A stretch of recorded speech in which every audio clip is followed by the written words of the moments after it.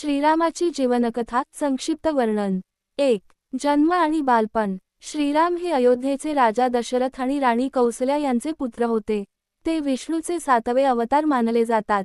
त्यांच्या जन्माचा उद्देश रावणाचा वध करून पृथ्वीवर धर्माची स्थापना करणे हा होता। श्रीरामांचे 3 भाऊ होते, लक्ष्मण, भरत आणि शत्रुघ्न।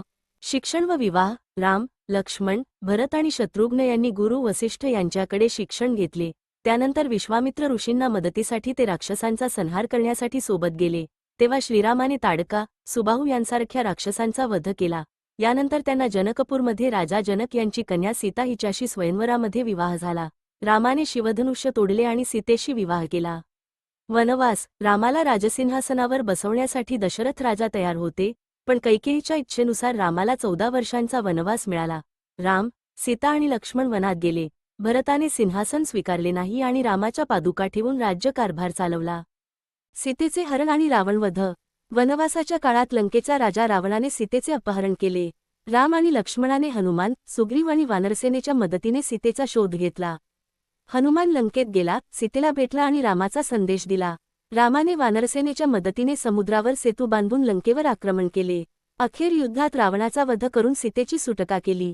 अयोध्येची पुनरागमन आणि राज्याभिषेक।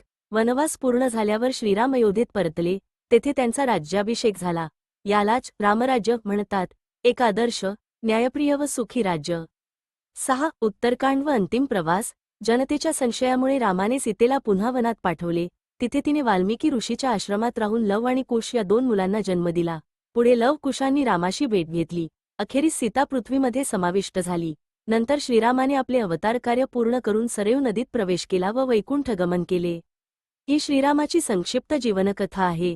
अधिक सविस्तर माहिती हवी असल्यास मी प्रत्येक प्रसंग विस्ताराने सांगू शकतो।